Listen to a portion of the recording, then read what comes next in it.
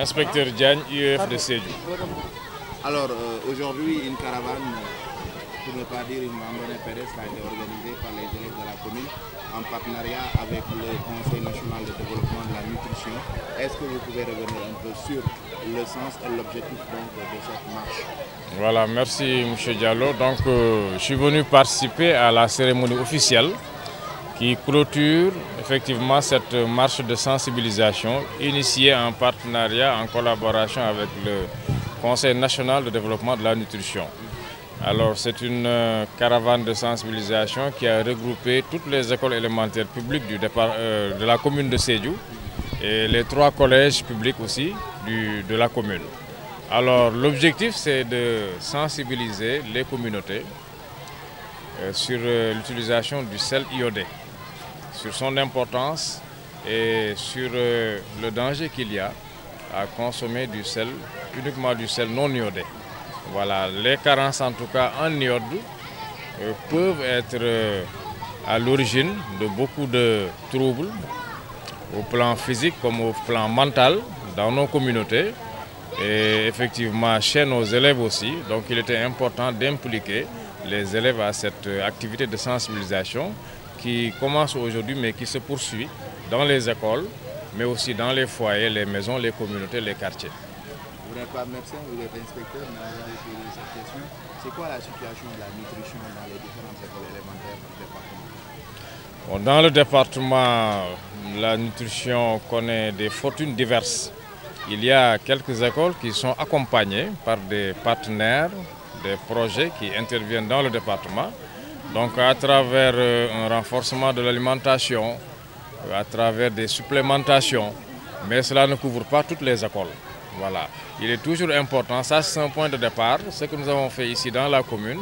Nous allons essayer aussi de voir, avec ou sans le partenaire, comment aussi impliquer toutes les communes du département dans cette sensibilisation parce que c'est extrêmement important.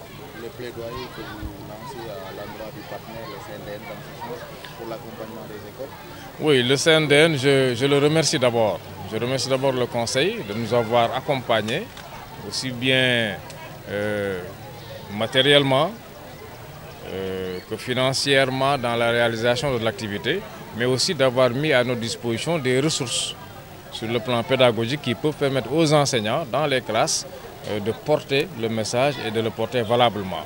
Mais bien sûr, je vais solliciter encore son accompagnement dans des activités qui pourront s'élargir, comme je l'ai dit tantôt, à d'autres communes, même si ce ne sont pas des activités de la même envergure, qu'on puisse identifier en tout cas quelques activités qui permettront à tous les niveaux de pouvoir garantir que le message passe et passe jusque dans les maisons. On est à Sédhiou pour partager avec toute la population sur l'importance de la lutte contre les carences en iode. La carence en iode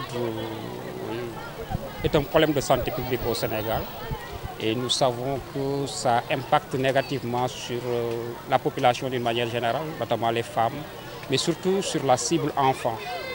Donc la carence en micronutriments qui est appelée la faim cachée. La faim cachée parce que en fait, quand on est carencé par rapport à ces micronutriments-là, souvent au moment où on s'en rend compte, c'est trop tard. Et c'est pourquoi nous voudrons vraiment anticiper ces problèmes-là. Et je pense que le vecteur, les élèves constituent un vecteur important pour justement promouvoir la consommation de sel adéquatement iodé en vue justement de lutter contre ces carences. Qu'est-ce qui peuvent être les conséquences d'une carence? Oui, les conséquences sont nombreuses. Hein. Déjà au niveau des femmes, il y a ce qu'on appelle les avortements répétés, les fausses couches. Donc la néomortalité, c'est-à-dire des enfants qui naissent sans venir avec une vie, comme on dit en Wolof. Donc, juddu sans bakken. Hein. Donc ça c'est des cas qu'on rencontre souvent. Bon, on n'est pas en train de dire que tous ces cas-là sont causés par la carence en iode, il faut le dire. Mais effectivement, il a été démontré que effectivement, la carence en iode peut entraîner effectivement ces genres de conséquences. Mais chez les enfants, souvent il y a des cas, quand c'est une conséquence, en tout cas la carence est au niveau extrême, souvent il y a ce qu'on appelle le crétinisme. Le crétinisme, heureusement, certaines maladies comme le crétinisme, soit en voie peut-être de disparition. Je parlerai sous le contrôle effectivement des spécialistes de la santé, mais on peut dire qu'on les voit de moins en moins au niveau de la société. Mais un cas de crétinisme, c'est un enfant qui, par exemple, à l'âge de 10 ans, se comporte comme un enfant qui a 3 ans, par exemple, qui ne peut rien faire par lui-même. Et souvent, on a tendance dans nos sociétés à dire que bon, c'est les djinns, voilà, qui sont derrière, etc. etc. Je ne suis pas en train de contester ça, des réalités sociales. Mais en tout cas, la science a démontré que la carence en iode peut effectivement entraîner ces cas. Mais ça, c'est les formes sévères. Et il y a le goitre aussi chez la femme, j'avais oublié de le dire. Beaucoup de cas de goitre sont dus à la carence en iode, même s'il y a d'autres cas de goitre qui sont dus à autre chose. Mais en fait, ce qui pose le plus problème, parce que là, il y a une manifestation visible et on est en mesure d'apporter des correctifs, ou bien au moins d'atténuer. Mais ce qui est plus sournois, le plus dangereux, c'est le retard mental, la baisse du coefficient, ou bien du quotient intellectuel chez les enfants. Imaginez par exemple une société où une bonne partie des enfants ont un coefficient intellectuel inférieur à la moyenne, ou bien en tout cas relativement bas. Comment ça peut impacter sur leur parcours scolaire, n'est-ce pas, sur leur assiduité à l'école, sur leur capacité à comprendre en tout cas les leçons, tous les apprentissages, et finalement leur réussite scolaire. Et comment ces enfants-là, cette situation-là peut impacter aussi sur la situation économique du pays. Donc c'est pourquoi le gouvernement prend à bras le corps cette problématique-là.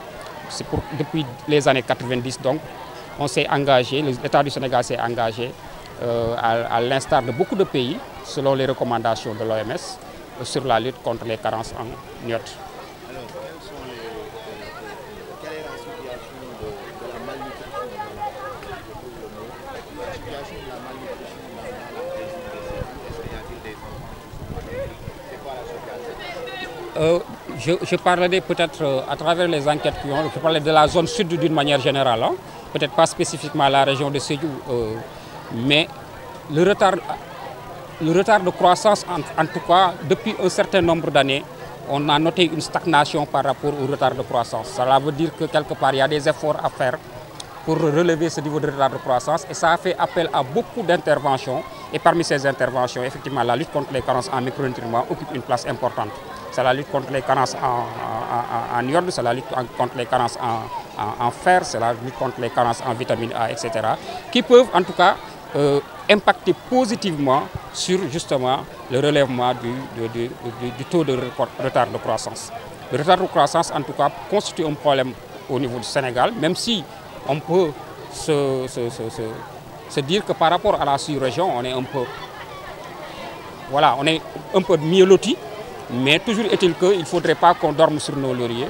Mais globalement, sur les autres types de malnutrition, comme la malnutrition aiguë, voilà, ça c'est des aspects sur lesquels quand même l'État est en train de faire des efforts à travers le Conseil national de développement de la nutrition. Quelles sont les mesures que vous comptez prendre en faveur des femmes qui produisent du sel dans les villages? Parce que quand vous leur demandez, elles nous disent que c'est avec ça qu'elles vivent. Donc comment comptez-vous faire pour ces femmes? Exactement, et merci pour cette question parce que peut-être qu'on a mis le focus aujourd'hui, l'objet c'était de sensibiliser à travers le système éducatif. Mais voilà aussi une autre problématique par rapport à la disponibilité de sel adéquatement iodé qu'il faudrait en tout cas adresser. La production locale, elle est importante au niveau de la région de Sédhiou. Elle est importante déjà du point de vue économique, mais elle est importante aussi en termes de qualité. Et de ce point de vue, je pense qu'il y a beaucoup d'efforts que nous, en tout cas, État du Sénégal, nous devons faire. Mais pas seulement les autorités administratives et autres, mais surtout aussi les collectivités territoriales. Il faudrait que la production de sel artisanale au niveau de Sédhiou, par rapport à sa spécificité, en tout cas, soit mieux encadrée. Je rappelle juste que le Conseil national de développement de la nutrition est intervenu dans cette région-là, dans ce domaine, pendant plusieurs années. Mais par la suite, compte tenu de la spécificité de la production et par rapport au contexte particulier aussi de la zone sud, il y a un recul qui a été fait. Et justement, nous comptons très prochainement nous lancer dans une étude cartographique en tout cas de la production de sel au niveau de la région de Sédhiou, qui nous permettra de mieux appréhender cette forme de production de sel et de pouvoir en tout cas apporter les stratégies les plus pertinentes, n'est-ce pas, par rapport à l'encadrement que nous devrons faire. Parce que juste pour le rappeler, le système de production au niveau de la région de Casamance est différent du système de production dans les autres régions, comme la zone centre du pays, que ce soit Fatick, Kaffrine, Kaolack. Ici, c'est du sel indigène, de type indigène, donc qui est obtenu à travers le chauffage. Donc il y a certains aspects qu'il faut prendre en compte, comme la dimension environnementale avec l'utilisation des bois de chauffe et d'autres dimensions encore, avec l'inhalation de la fumée par les femmes. C'est des dimensions sanitaires qu'il faut prendre en compte. C'est ce qui fait, en fait, c'est juste pour parler de la spécificité de la région de Sédhiou. Mais on a une bonne conscience de cette situation-là et de cette spécificité, je veux dire. Et on va, Inch'Allah, avec l'appui de tout le monde, de tous les secteurs, le secteur de l'éducation, de la santé, mais surtout du ministère de la Famille, pour essayer de voir quelles sont les approches les plus pertinentes, n'est-ce pas, adaptées au contexte local de Sédhiou pour apporter les corrections.